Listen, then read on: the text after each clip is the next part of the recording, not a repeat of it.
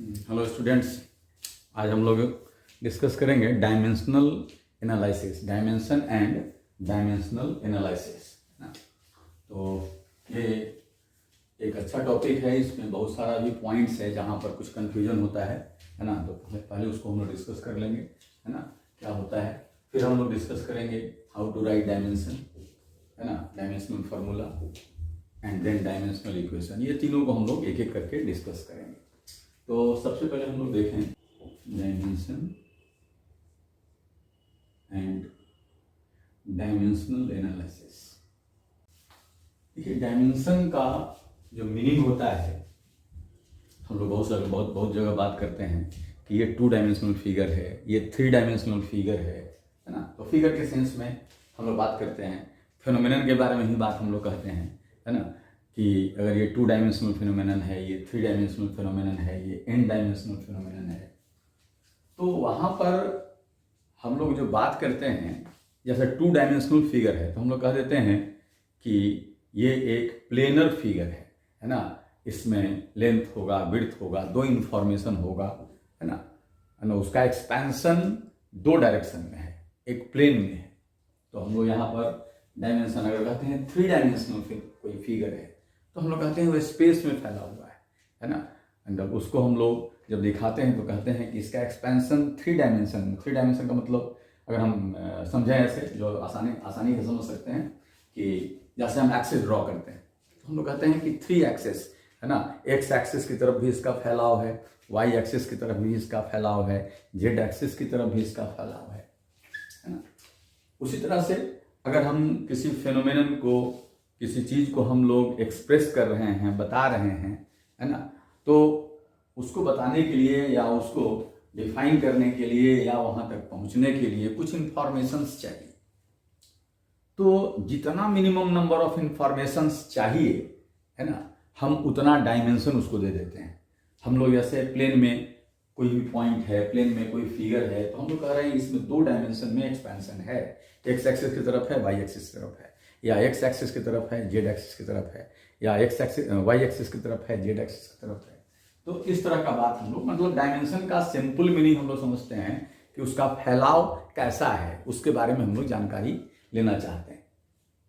तो बिल्कुल अगर हम फिजिक्स में फिजिकल क्वांटिटी के डायमेंशन की हम बात करें तो एग्जैक्टली इसका वही मीनिंग है। क्योंकि हम लोग पढ़े थे जब फिजिक्स शुरू किए थे हम लोग और फिजिकल क्वांटिटी के बारे में बात किए थे, तो वहाँ हम लोग कहते थे कि fundamental physical quantity and derived physical quantity, वहाँ पर हम लोग क्लासीफाई कर दिए थे कि ये फंडामेंटल फिजिकल क्वांटिटी है, ये डेराइव्ड फिजिकल क्वांटिटी है। और हम लोग बात किए थे वहाँ पर कि फंडामेंटल क्या होता है, वो सेल्फ डिपेंडेंट होता है। अगर उसको इंट्रोड्यूस करना है, उसको बताना है, उसका डेफिनेशन देना है, तो उसको डिफाइन करने के लिए, उसको जानने के लिए किसी भी दूसरे फिजिकल क्वांटिटी की जरूरत नहीं पड़ता है। ऐसा जो भी फिजिकल क्वांटिटी है उसको हम लोग कहते हैं फंडामेंटल फिजिकल क्वांटिटी। हम लोग एग्जाम्पल भी दिए थे फंडामेंटल फिजिकल क्वांटिटी के बारे में, बहुत सारा बात भी हम लोग किए थे।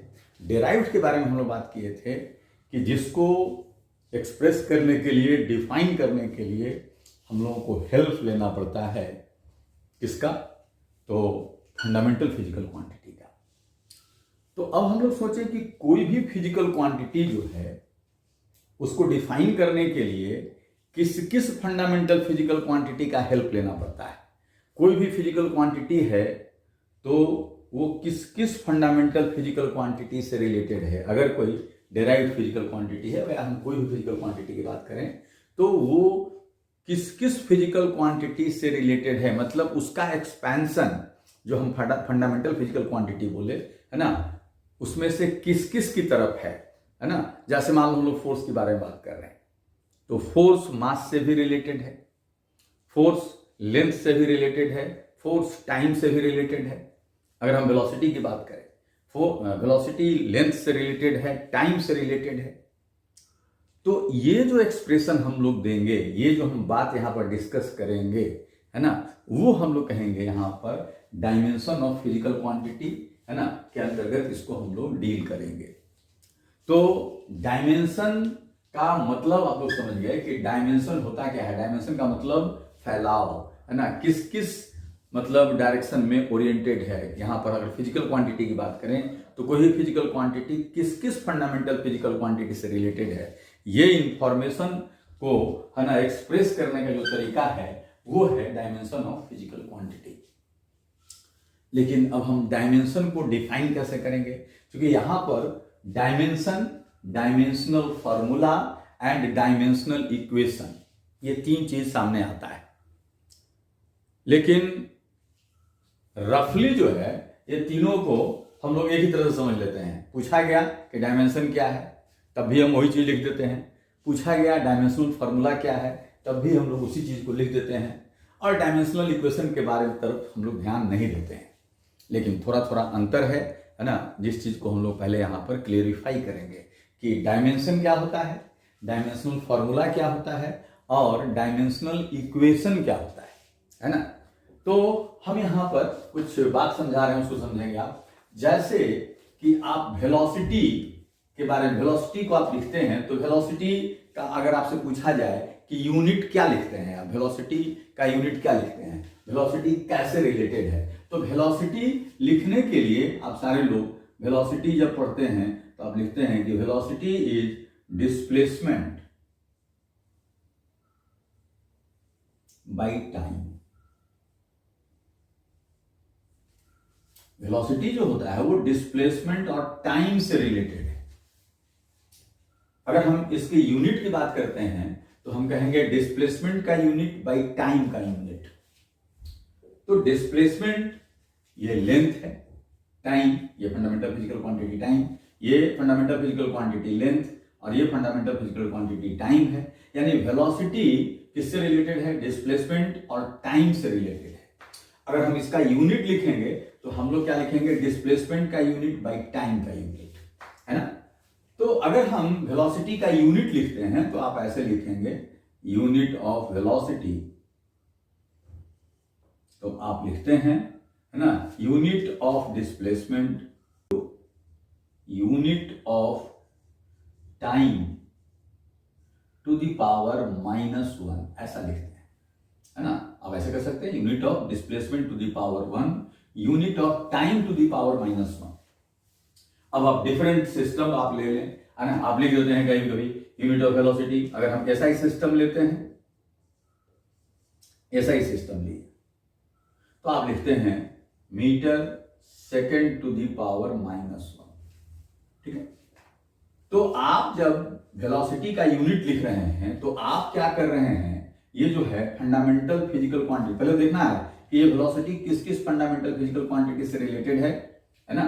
और ये जो वेलोसिटी का यूनिट है ना, उसमें फंडामेंटल फिजिकल क्वांटिटी का जो हम यूनिट लिख रहे हैं उसके ऊपर कितना पावर दे रहे हैं हम लोग। यहां मीटर, लेंथ के यूनिट पर हम लोग पावर दे रहे हैं 1, टाइम के यूनिट पर हम लोग पावर दे रहे हैं -1।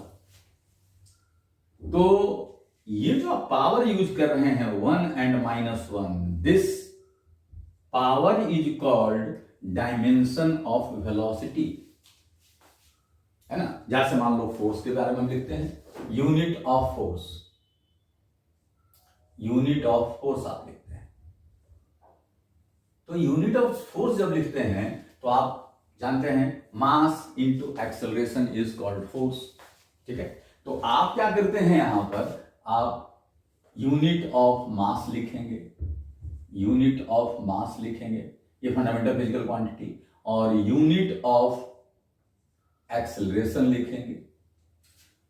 आप unit of mass, unit of acceleration, unit of mass अगर हम एसआई सिस्टम कह दें, आप किसी भी सिस्टम में लिख सकते हैं, कोई दिक्कत नहीं है।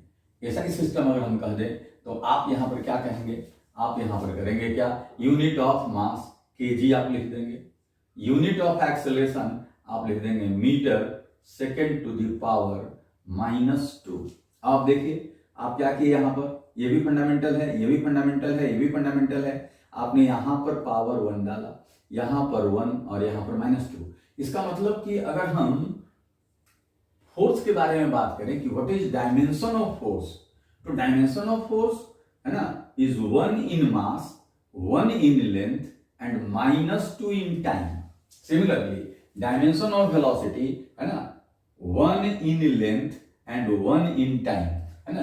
तो ये जो हम लोग देख रहे हैं यहां पर कि किसी भी फिजिकल क्वांटिटी का जब हम यूनिट लिखते हैं तो फंडामेंटल फिजिकल क्वांटिटी के यूनिट पर कुछ हम लोग पावर डालते हैं। हमेशा हमेशा हम लोग ध्यान रखना है कि यूनिट लिखना है हमेशा किसी भी फिजिकल क्वांटिटी का तो फंडामेंटल फिजिकल क्वांटिटी के टर्म में लिखना है। और फंडामेंटल फिजिकल क्वांटिटी के यूनिट पर जो भी हम पावर डालेंगे that power is known as dimension of that physical quantity. मतलब डायमेंशन का मतलब क्या हुआ कि किसी भी फिजिकल क्वांटिटी, है ना, पहले तो आपको करना क्या होगा, डायमेंशन अगर जानना है तो पहले हम लोग को समझना होगा कि वो फिजिकल क्वांटिटी किस किस फंडामेंटल फिजिकल क्वांटिटी से रिलेटेड है। अगर आप ये नहीं जानते हैं तब आप डायमेंशन की बात नहीं कर सकते, है ना। इसका मतलब कि सबसे पहले हम लोगों को जानना है relation between given physical quantity and fundamental physical quantities, है ना। जो भी फिजिकल क्वांटिटी के हम डायमेंशन की बात कर रहे हैं, है ना, वो फिजिकल क्वांटिटी हमारा जो फंडामेंटल फिजिकल क्वांटिटी है, जैसे मैकेनिक्स की हम बात कर रहे हैं तो मैकेनिक्स में फंडामेंटल हम लोग मास, लेंथ एंड टाइम लेते हैं।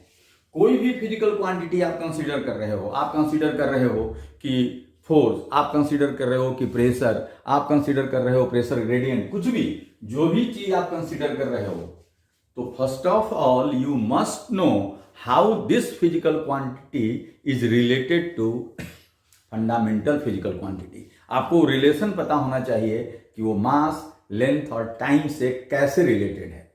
अगर हम लोग को ये पता है, यानी जब हम उसको लिखेंगे तो मास के ऊपर हम मास के यूनिट के ऊपर कितना पावर डालेंगे, लेंथ के यूनिट के ऊपर हम कितना पावर डालेंगे, टाइम के यूनिट के ऊपर हम लोग कितना पावर डालेंगे, है ना। जो पावर हम यूज करते हैं उसी को हम लोग कहते हैं उस फिजिकल क्वांटिटी का डायमेंशन।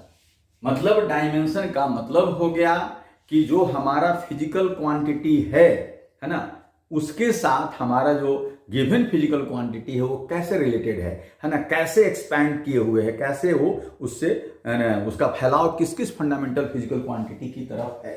तो ये इंफॉर्मेशन जो होगा इसी को हम लोग कहेंगे डायमेंशन। हमेशा ध्यान रखेंगे इसको कि डायमेंशन क्या होता है। डायमेंशन होता है ना, the powers by which units of fundamental physical quantities are raised to get the unit of given physical quantity. Okay? तो हम लोग अब यहां पर डायमेंशन को डिफाइन कर सकते हैं। तो हम यहां डायमेंशन को डिफाइन करने जा रहे हैं। What is dimension? Dimension of a physical quantity, dimension of a physical quantity, it is defined as the powers by which units of fundamental physical quantities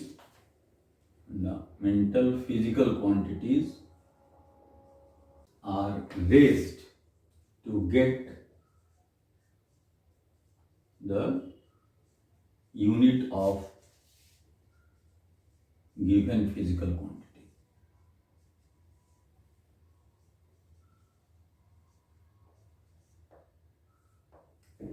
है ना, it is defined as the powers or exponents, है ना, by which units of fundamental physical quantities are raised to get the unit of given physical quantity, है ना। Example हमको दिए, है ना। फॉर एग्जाम्पल मान लो हम ऐसा यूनिट की बात करते हैं, ऐसा यूनिट ऑफ फोर्स, कोई भी सिस्टम ले सकते थे, ऐसा यूनिट ऑफ फोर्स, है ना, is kg metre second to the power -2। तो आप यहां देखिए, यहां पर आपने क्या किया, केजी का पावर, केजी है मास का यूनिट, तो यहां पर पावर आपने 1 डाला है, मीटर 1 हम दिखा नहीं रहे, 1 डाला है और ये पावर -2 डाला है। तो अगर आपसे पूछे कि what is dimension of force, है ना, तो हम लोग कहेंगे 10। We can say that dimension of force is 1 in mass, 1 in length and -2 in time। तो हम लोग आसानी से डायमेंशन के बारे में बता सकते हैं कि डायमेंशन क्या है। यूनिट लिखना सारा लोग जानता है ना। जो भी फिजिकल क्वांटिटी हम लोग पढ़ते हैं उसका यूनिट हम लोग, चूंकि यूनिट हम लोग पहले पढ़ चुके हैं और हम लोग हमेशा जानते हैं कि जब भी किसी भी फिजिकल क्वांटिटी के बारे में स्टडी करेंगे तो सबसे पहले उसका मेजरमेंट करते हैं। जब मेजरमेंट करते हैं तो किसी सिस्टम में करते हैं, सिस्टम में करते हैं तो वहां पर हम उसका यूनिट एक गिवन सिस्टम में लिखेंगे और जब उसमें फंडामेंटल, हमेशा ध्यान रखना है कि उसको फंडामेंटल फिजिकल क्वांटिटी के टर्म में हम लोगों को एक्सप्रेस कर लेना है ना। ऐसा नहीं सोचें यहां पर कि फोर्स लिखे तो force is equal to mass into acceleration, और एक्सेलरेशन को एक्सेलरेशन ही नहीं, एक्सेलरेशन को भी हम लोगों को फंडामेंटल फिजिकल क्वांटिटी में ले जाना है। कैसे? मास लेंथ से वो रिलेटेड है। तो अल्टीमेटली हम लोग कहीं भी किसी भी फिजिकल क्वांटिटी को हम लोग पढ़ेंगे है ना, तो उसको अल्टीमेटली कहां तक ले जाना है, उसको फंडामेंटल फिजिकल क्वांटिटी तक ले जाना है और फिर देखेंगे कि वो फंडामेंटल फिजिकल क्वांटिटी से कैसे रिलेटेड है। इट मींस कि अगर उसका यूनिट लिखना है तो फंडामेंटल फिजिकल क्वांटिटी पर हम कौन कौन सा पावर डालेंगे, फंडामेंटल फिजिकल क्वांटिटी के यूनिट पर कौन कौन सा पावर डालेंगे, जो हम पावर यूज करेंगे, जो हम एक्सपोनेंट हम यूज करेंगे है ना, उसी एक्सपोनेंट को हम लोग कहेंगे डायमेंशन। ओके, तो ये था हम लोगों का डायमेंशन के बारे में कि डायमेंशन एक्चुअली है क्या। तो डायमेंशन आप आसानी से यूनिट देख करके बता सकते हैं है ना, प्रोवाइडेड कि यूनिट होना चाहिए इन terms of fundamental physical quantities. जैसे हम एक एग्जांपल और देते हैं, जैसे हम लोग सोचें प्रेशर हम लोग डिफाइन कर रहे हैं। अगर आपसे कोई पूछे कि प्रेशर का डायमेंशन क्या है, तो प्रेशर के लिए सबसे पहले हम लोग जानना होगा कि व्हाट इज प्रेशर है ना। तो प्रेशर के बारे में हम लोग जानते हैं कि दिस इज है ना नॉर्मल फोर्स, यानी थ्रस्ट जिसको हम लोग कहते हैं। कोई भी सरफेस अगर हम ले रहे हैं तो उस पर कितना फोर्स लग रहा है, normal to the surface and divided by area. तो हम लोग कहते हैं कि ये फोर्स डिवाइडेड बाय एरिया होता है ना। ये एक्चुअली थ्रस्ट है, force perpendicular to the surface है ना, तो फोर्स बाय एरिया। अब हम लोग सोचे यहां से कि फोर्स को हम लोग कैसे लिखे थे, तो फोर्स को हम लोग लिखे थे मास इंटू एक्सेलरेशन, मास इंटू एक्सेलरेशन, और यहां पर हम लोग लिखे थे एरिया है ना। तो ये तो फंडामेंटल हो गया है ना। अब इसको और इसको फंडामेंटल लिख दें तो हम लोग लिखेंगे मास, एक्सेलरेशन लिखेंगे हम लोग क्या लिखेंगे, लेंथ बाई टाइम, और एरिया क्या होता है, लेंथ इंटू विड्थ। लेकिन लेंथ भी, लेंथ तो लेंथ है ही, विड्थ भी एक लेंथ है, क्योंकि फंडामेंटल फिजिकल क्वांटिटी हम लेंथ डिफाइन किए हैं है ना। तो विड्थ भी मेजर करते हैं, मींस लेंथ मेजर करते हैं, इट इज लेंथ का स्क्वायर। अब आप देख ले यहां से हम लोगों को क्या मिल रहा है, एक लेंथ यहां से घटेगा और यहां से मिला mass by length into time.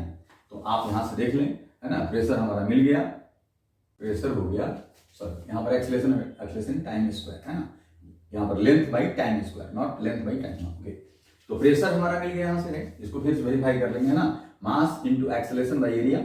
मास तो मास को छोड़ दिए, acceleration is length by time square and area is length square. तो एक लेंथ कट गया हम लोगों का, और pressure this is equal to mass आ गया है ना, लेंथ, एक लेंथ हम लोग काट चुके हैं यहां पर, तो एक लेंथ का पावर -1 हो गया और इनटू टाइम का पावर -2 हो गया।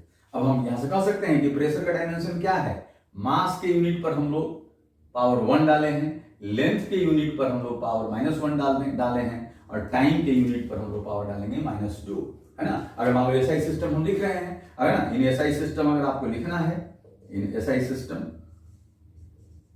तो आप क्या करोगे, आप लिखोगे mass KG into metre to the power -1 second to the power -2 है ना।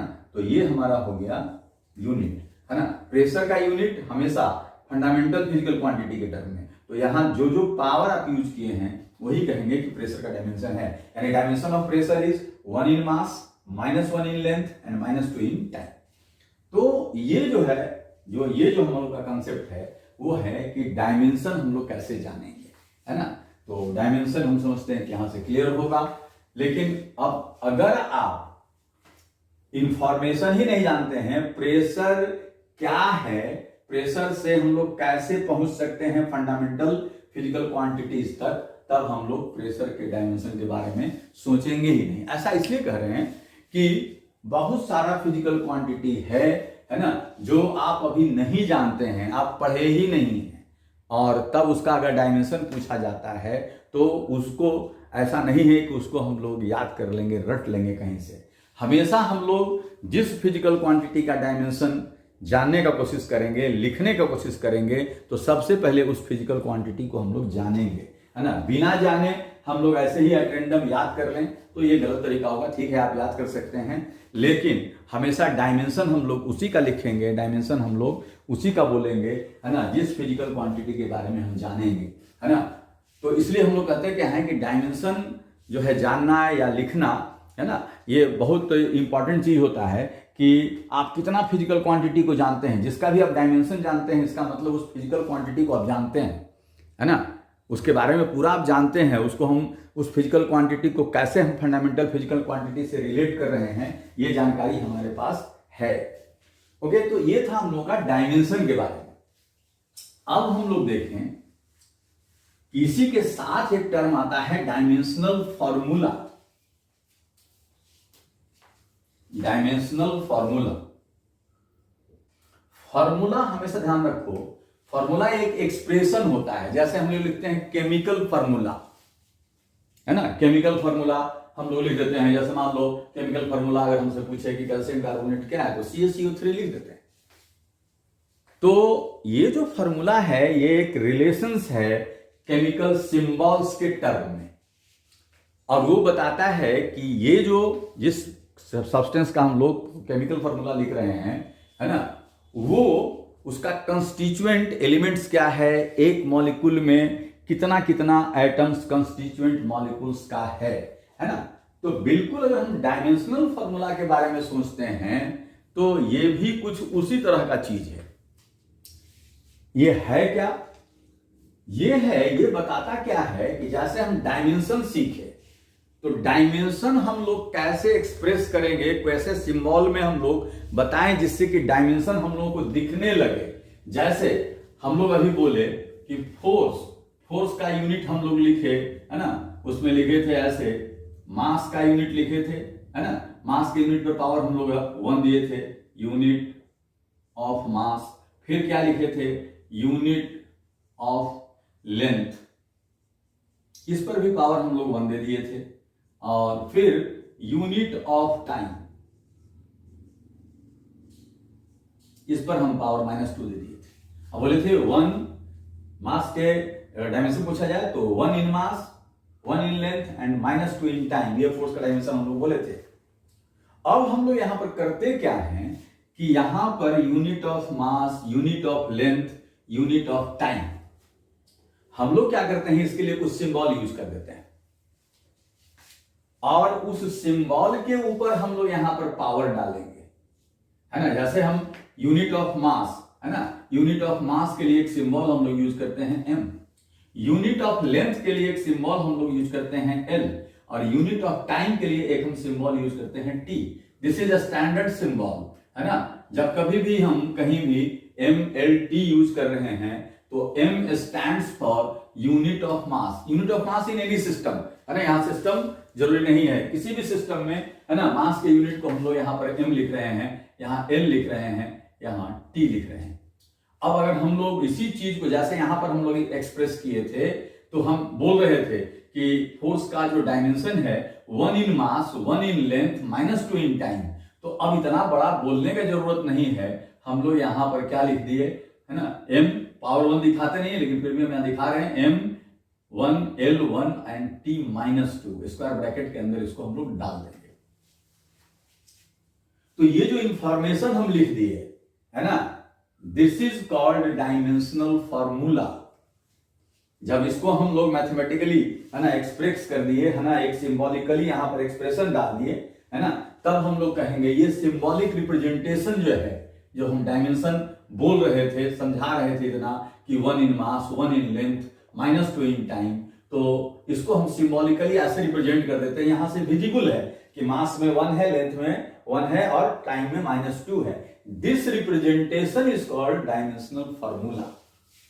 लेकिन हम लोगों को अगर पूछा जाता है, कहा जाता है कि what is dimension of force, है ना, हम लोग क्या करते हैं, जल्दी से इस एक्सप्रेशन को लिख देते हैं और हम सोचते भी हैं, समझते भी हैं कि हाँ ठीक है, ये डायमेंशन ऑफ फोर्स है। लेकिन in fact dimension of force ये है ना कि ये complete expression, this expression is dimensional formula. लेकिन जब भी डायमेंशन पूछा जाता है तो लिखते हम लोग यही हैं, क्योंकि उसको हम लोग बोलते नहीं ऐसे कि 1 इन मास, 1 इन लेंथ, -2 इन टाइम, है ना, हम लोग ऐसे लिख देते हैं और जो देखने वाला है वो समझ लेता है कि डायमेंशन क्या है ना। लेकिन अगर इसी पर आर्गुमेंट करके पूछा जाए कि ये क्या, ये डायमेंशन हम लोग ये लिख रहे हैं, ये डायमेंशन है या ये डायमेंशन है, तो डायमेंशन ये है। ये कंप्लीट इंफॉर्मेशन जो है ये है डायमेंशनल फॉर्मूला। यानी हम लोग कह सकते हैं कि डायमेंशनल फॉर्मूला क्या है, डायमेंशनल फॉर्मूला है ना, एक क्या है, सिंबॉलिक रिप्रेजेंटेशन है ना, सिंबॉलिक रिप्रेजेंटेशन है ना, जो बताता है कि ये physical quantity fundamental physical quantities के साथ कैसे रिलेटेड है। ये सिंबॉलिक रिप्रेजेंटेशन को जो हम लोग कहेंगे उसको हम लोग कहेंगे dimensional formula. Dimensional formula of a physical quantity, है ना, is an expression in terms of units of fundamental physical quantities, है ना, represented by suitable symbols which indicates how the given physical quantity is related to fundamental physical quantities, है ना। तो हम लोग यहां पर देखें, it is defined as a relation in terms of units of fundamental physical quantities represented by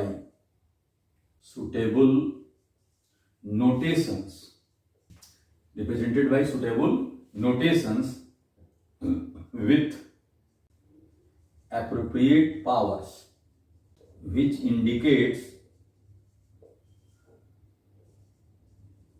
how given physical quantity is related to fundamental physical quantities।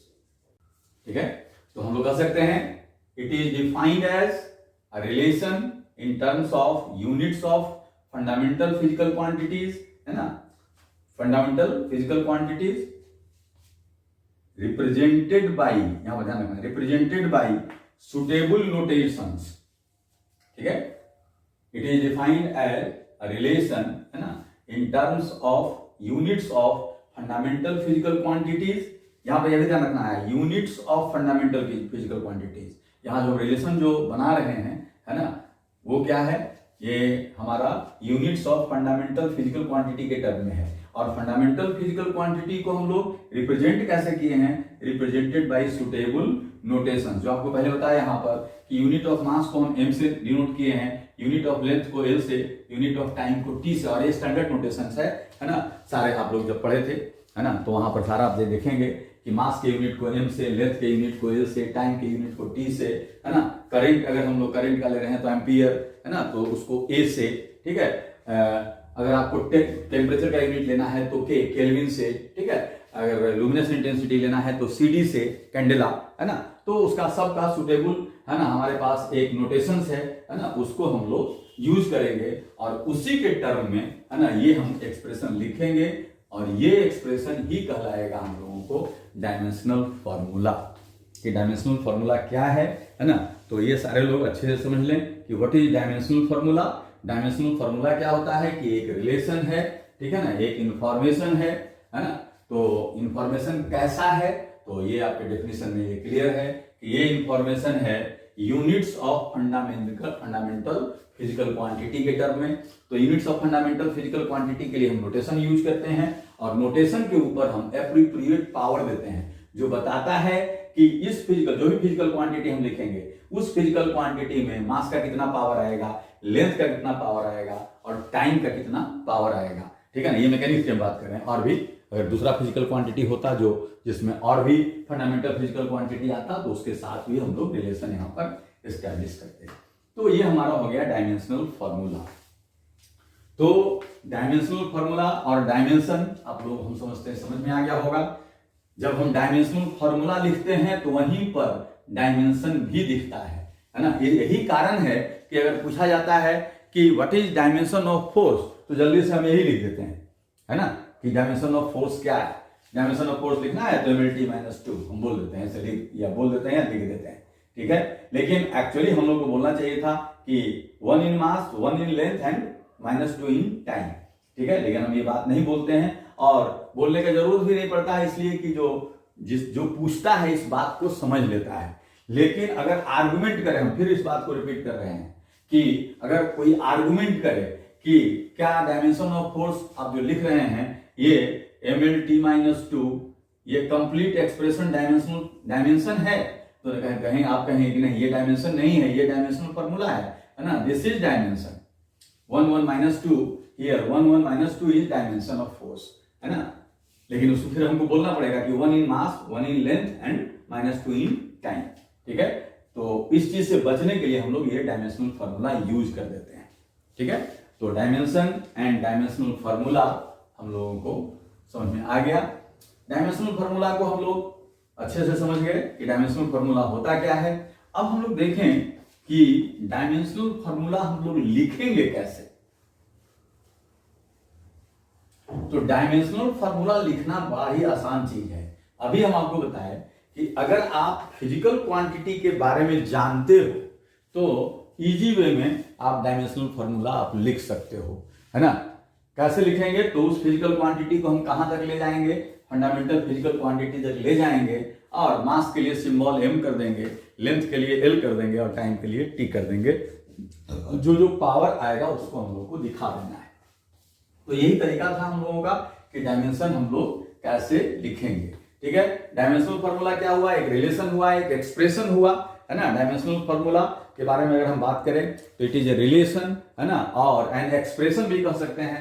It is an expression in terms of units of fundamental physical quantities, है ना। It is an expression in terms of units of fundamental physical quantities, है ना, represented by suitable notations, है ना, raised by appropriate power which indicates how the given physical quantity is related to fundamental physical quantities, ठीक है। तो हम लोग देख लिया यहां पर कि डायमेंशनल फॉर्मूला हमारा क्या है, एक एक्सप्रेशन है ना। ये एक्सप्रेशन बताता है कि कोई भी physical quantity fundamental physical quantity से कैसे रिलेटेड है। तो हम समझते हैं इसमें कहीं पर किसी को कंफ्यूजन नहीं होना चाहिए। डायमेंशनल फॉर्मूला आप लिखते हैं, है ना, वो वहीं से पता चल जाता है कि वो फिजिकल क्वांटिटी एक्चुअली कैसे किस किस फंडामेंटल फिजिकल क्वांटिटी से रिलेटेड है, ठीक है। अब हम लोग देखें how to write dimensional formula. ये how to write dimensional formula. तो अभी आपको बताया कि आपको कुछ नहीं करना है, डायमेंशनल फॉर्मूला लिखना बहुत आसान है ना।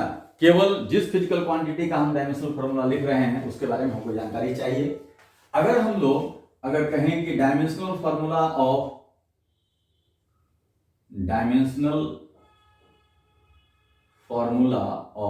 हम बिल्कुल सीधे स्ट्रेट फॉरवर्ड आते हैं। डायमेंशनल फॉर्मूला ऑफ अगर मास लिखना है तो मास फंडामेंटल की फिजिकल क्वांटिटी है। हम लोग क्या करेंगे, मास के यूनिट को m लिखते हैं, हम सीधा ऐसे लिख सकते हैं स्क्वायर ब्रैकेट, है ना। ये बताता है कि dimension of mass, dimensional formula of mass, इसको हम पढ़ेंगे डायमेंशनल फॉर्मूला ऑफ मास, ठीक है ना। कहीं भी हम ऐसे लिख रहे हैं फोर्स और ऐसे लिख रहे हैं, इसका मतलब है डायमेंशनल फॉर्मूला ऑफ फोर्स।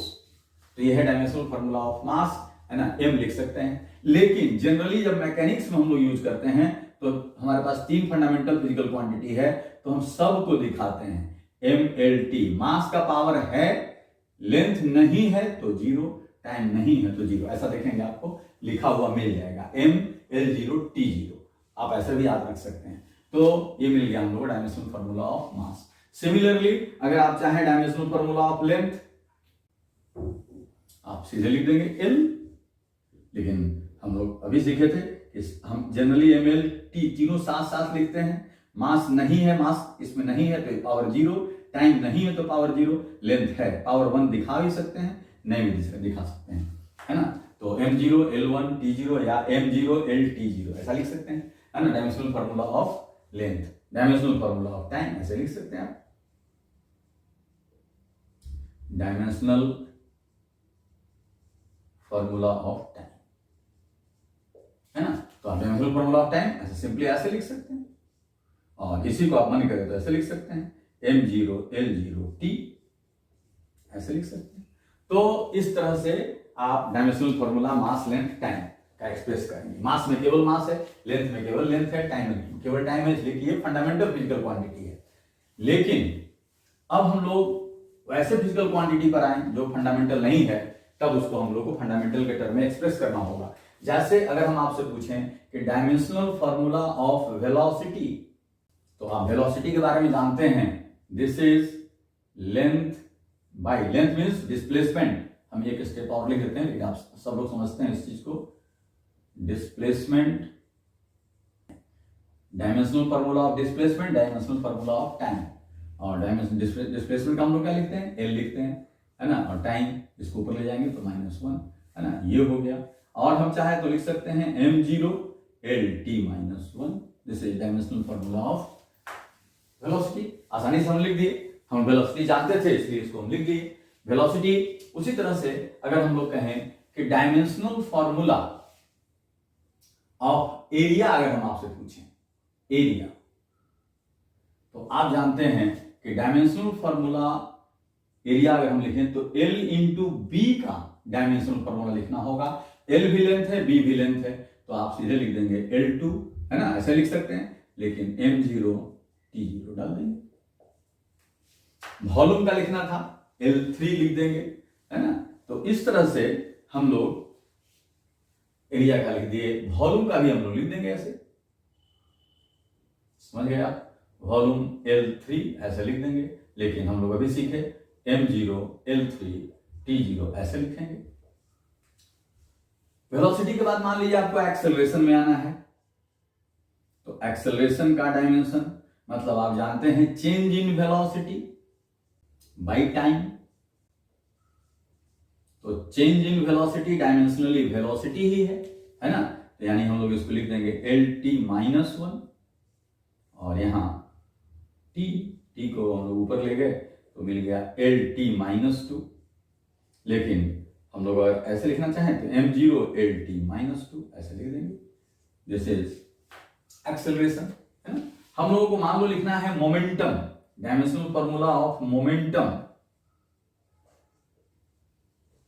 तो मोमेंटम हम लोग जानते हैं mass, dimensional formula of mass into dimensional formula of velocity, और हम दोनों का जानते हैं, ये m हो गया और ये होता है lt-1 हो गया डायमेंशनल फार्मूला ऑफ मोमेंटम। ठीक है। तो इस तरह से हम लोग जिस फिजिकल क्वांटिटी के बारे में जानते हैं, है ना, उसका हम लोग डायमेंशनल फार्मूला लिख सकते हैं, है ना। हम लोग लिखना है फोर्स, तो dimensional formula of mass into dimensional formula of acceleration, दोनों का भी हम लोग लिख चुके हैं। तो ये m है और ये lt-2 है, हो गया डायमेंशनल फार्मूला ऑफ फोर्स।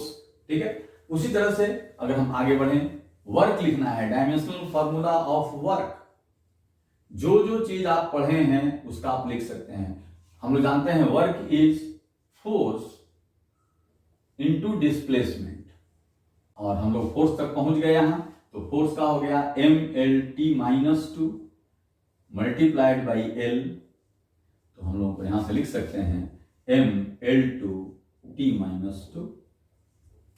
तो इस तरह से हम लोग देख लिए कि जिस फिजिकल क्वांटिटी को आप जानते हो, है ना, उसका डायमेंशन तुम डायमेंशनल फार्मूला और डायमेंशन आसानी से बता सकते हो, है ना। वर्क के बाद हम अगर पावर में आ जाए,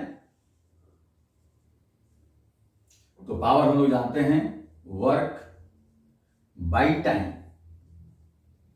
अब आप पीछे का यूज करके आगे बढ़ते चले जाएंगे। वर्क हमारा है ml2t-2 और नीचे टाइम, इसको ऊपर लाएंगे तो एक और माइनस पावर ml2t-3। ठीक है, तो इस तरह से आप देखें यहां पर कि जो चीज आप जान रहे हैं, आपको डेंसिटी लिखना है, मान लो डेंसिटी का डायमेंशन लिखना है। डेंसिटी के बारे में तुम जानते हो, मास बाई वॉल्यूम, मास का m लिखते हो, है ना, वॉल्यूम का तुम लिखते हो L3, तो क्या हो गया ml-3, t नहीं है तो t0 हम कर देंगे, नहीं भी लिख सकते। तो ये हमारा डेंसिटी का डायमेंशन हो गया। अब हम लोग कुछ, ये सब तो डायरेक्ट हम लोग सीधे आगे बढ़ते चले गए। कुछ ऐसा चीज जो कि रिलेशन हम जानते हैं वहां से डिराइव करके लिखना होता है।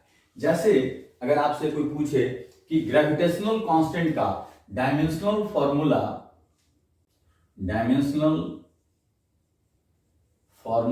ऑफ ग्रेविटेशनल कांस्टेंट, तो अब आपको करना क्या होगा कि ग्रेविटेशनल फॉर्मूला कहां से किस रिलेशन में आता है, ग्रेविटेशनल कांस्टेंट, है ना, उसको देखना होगा। तो हम लोग जब ग्रेविटेशन पढ़े थे तो वहां एक चीज पढ़ते थे, F = G m1m2/r²। ये रिलेशन अगर याद है तो हम इसका लिख सकते हैं, क्योंकि इसका सबका हम डायमेंशनल फॉर्मूला जानते हैं। तो हम यहां से लिख सकते हैं कि G = what, F(r²) m1 × m2। Therefore, dimensional formula of G, dimensional formula of force, dimensional formula of r², dimensional formula of m1, dimensional formula of m2, सब जानते हैं, सारे जानते हैं। यहाँ पर तो सारा वैल्यूज हम लोग यहाँ पर ला करके रख देंगे, तो हम लोग डायमेंशनल फॉर्मूला इसका लिख सकते हैं। तो F अभी हम लिखे थे ml-2, प्रीवियस वाला सारा याद होना चाहिए। रेडियस, एक्चुअली रेडियस नहीं है, ये डिस्टेंस है दो मास के बीच का, तो डिस्टेंस का स्क्वायर, और नीचे ए भी मास, ये भी मास, m2, एक मास कटेगा, और finally dimensional formula of G हमको क्या मिल जाएगा, m-1 L1 and 2 L3 t-2। तो आप यहां पर क्या देख रहे हैं कि अगर आप रिलेशन जानते हैं, ऐसे ही सोचते कि डायमेंशनल फॉर्मूला ऑफ G क्या है, तो अगर G के बारे में आप नहीं जानते हैं कि आता कहां से है, तो इसमें रट करके लिखने का, है ना, जरूरत नहीं है। पहले आपको क्या करना है, पहले आपको इस रिलेशन को जानना है। विदाउट नोइंग दिस रिलेशन, है ना, आपको G का डायमेंशन के बारे में सोचना ही नहीं है। G के बारे में हम लोग को जानना है, G कहां पर आता है, इस चीज को हम लोग को देखना है हमेशा। ठीक है, ओके। तो और भी कुछ टर्म हम एग्जांपल देते हैं यहां पर। जैसे अभी हम लोग प्रेशर का बात किए थे, तो प्रेशर अगर डायमेंशन लिखना है, डायमेंशनल फॉर्मूला प्रेशर का लिखना है, तो आप जानते हैं फोर्स बाई एरिया, है ना, और फोर्स अभी हम लिखे थे ml-2, एरिया का डायमेंशन अभी हम लिखे थे L2, है ना, इसको ऊपर सॉल्व कर लेंगे तो मिल जाएगा ml-1t-2। This is dimensional formula of pressure. अब जैसे मान लो कहीं पर कोई पूछ देता है प्रेशर ग्रेडियंट, वेलोसिटी ग्रेडियंट, अगर ये टर्म कहीं आ गया, पूछा ही जाता है, डायमेंशन लिखा जाता है इसका, हम लोग खूब लिखते हैं प्रेशर ग्रेडियंट। अब सबसे पहले समझना है कि ये प्रेशर ग्रेडियंट होता क्या है। कहीं भी डायमेंशन देख लिए, याद कर लिए, तो वैसे नहीं, पहले समझना है कि प्रेशर ग्रेडियंट होता क्या है। तो ये है change in pressure, change in pressure पर यूनिट लेंथ। किसी भी फिजिकल क्वांटिटी का rate of change with respect to length अगर हम निकालते हैं, तो वहां पर हम टर्म देते हैं gradient, rate of change in physical quantity with respect to length, with respect to distance. हाँ, अगर ये हम बात करें तो उसको हम लोग कहते हैं ग्रेडियंट। जैसे अगर पूछा जाता है वेलोसिटी ग्रेडियंट, तो change in velocity with respect to length, है ना। तो प्रेशर ग्रेडियंट क्या हो गया, pressure gradient change in pressure पर यूनिट लेंथ। तो change in pressure by length, change in pressure है ना बाई लेंथ। अब आप डायमेंशन लिख सकते हैं इसका आसानी से, है ना, कि प्रेशर ग्रेडियंट का डायमेंशन क्या हो गया, प्रेशर ग्रेडियंट का हम डायमेंशन, यहां ब्रैकेट देने का मतलब डायमेंशन, तो प्रेशर ग्रेडियंट का डायमेंशन क्या हो, तो प्रेशर अभी आप निकाल चुके, m l-1 t-2, और विथ रेस्पेक्ट टू लेंथ तो m इसको ऊपर ले जाएंगे तो m l-2 t-2, this is pressure gradient. ये था हमारा प्रेशर का था, ठीक है ना, ये प्रेशर का हम लोग निकाले थे, तो pressure gradient change in pressure by length, ठीक है। तो हम लोग आसानी से प्रेशर ग्रेडियंट पहले हम लोग समझ लिए। तो इस तरह से हम लोग क्या कर सकते हैं, जो फिजिकल क्वांटिटी हम जानते हैं उसका डायमेंशन हम लोग लिख सकते हैं, है ना। इसमें अब हम समझते हैं कि सारे बच्चे लोग घर में प्रैक्टिस कर सकते हैं अपना डायमेंशन लिखने का, कि first of all you must know what is given physical quantity. जब तक फिजिकल क्वांटिटी आप नहीं जानते हैं तब तक डायमेंशन रटने की जरूरत नहीं है, हमेशा आपको उसको ना समझ करके लिखने का है। और ग्रेजुअली जैसे जैसे आगे आप टर्म पढ़ते जाएंगे, हर जो टॉपिक हम लोगों का आगे है, हर जगह हम लोगों को नया नया टर्म आते जाएगा और उसका हम लोग डायमेंशन लिखते जाएंगे। जैसे मान लो कहीं पर कोई कहता है एंगुलर मोमेंटम का डायमेंशन बताइए, लेकिन अगर एंगुलर मोमेंटम पढ़े ही नहीं है, जानते ही नहीं है, तो फिर रटने की जरूरत वहां पर नहीं है। एंगुलर मोमेंटम को पहले हम लोग को समझ लेना है और तब हम लोग क्या लिखेंगे, उसका डायमेंशन लिखेंगे, ठीक है ना। जब भी जिस फिजिकल क्वांटिटी का डायमेंशन लिखने का बात आता है, याद करने का भी बात आता है, तो पहले उस फिजिकल क्वांटिटी को आप समझिए, है ना। इंपल्स का पूछता है तो इंपल्स जानिए, इंपल्स क्या है, तो इंपल्स आप सब लोग पढ़े, फोर्स इनटू टाइम, है ना, तो आप लिख सकते हैं इंपल्स का, है ना। आप कहीं पर आए मोमेंट ऑफ इनर्शिया, तो मोमेंट ऑफ इनर्शिया पहले समझना होगा कि what is moment of inertia, है ना। तभी मान लो आ गया कहीं थर्मल कंडक्टिविटी, हम पढ़े ही नहीं, इस टर्म के बारे में जानते ही नहीं है, थर्मल कंडक्टिविटी क्या हुआ, तो रटने से कोई फायदा नहीं है ना। पहले हम थर्मल कंडक्टिविटी के बारे में समझेंगे, पढ़ेंगे, है ना, तब उसके बाद उसका हम डायमेंशन लिखेंगे। बहुत सारा चीज आएगा, स्टीफेंस कांस्टेंट आ जाएगा, है ना। इसे बहुत सारा बच्चा लोग आता है पूछता है सर स्टीफेंस कांस्टेंट का डायमेंशन सर, तो हम कहे स्टीफेंस कांस्टेंट तुम पढ़े हो, अगर पढ़े हो तब उसका चर्चा करो, अगर नहीं पढ़े हो, है ना, तो फिर जिस समय हम लोग पढ़ेंगे उस समय उसका डायमेंशन लिखेंगे, है ना। बहुत सारा टर्म है आगे जो 12th में आप लोग पढ़ेंगे, है ना, जैसे इंडक्टेंस है, इंपिडेंस है ना। अब हम लोग इंडक्टेंस पढ़े ही नहीं तो डायमेंशन कैसे लिखेंगे, इंपिडेंस पढ़े ही नहीं तो डायमेंशन कैसे लिखेंगे, है ना। तो ये सब चीज जो है हम लोग जब पढ़ते जाएंगे तो डायमेंशन लिखते जाएंगे। लेकिन कुछ चीज है जो 11th में आपको बहुत ज्यादा फ्रीक्वेंटली यूज करना है, उसका डायमेंशन आप लोग सारे लोग अपने से लिख करके प्रैक्टिस कर लेंगे, जिस टर्म के बारे में आप जानते हैं। और बहुत सारे टर्म है जो जानते हैं, कुछ ही टर्म होगा 11th का जो आप नहीं जानते होंगे तो उसको हम लोग कॉरेस्पॉन्डिंग टॉपिक में हम लोग डील कर लेंगे। ओके, तो आज हम यहीं पर इसको क्लोज कर रहे हैं। ओके।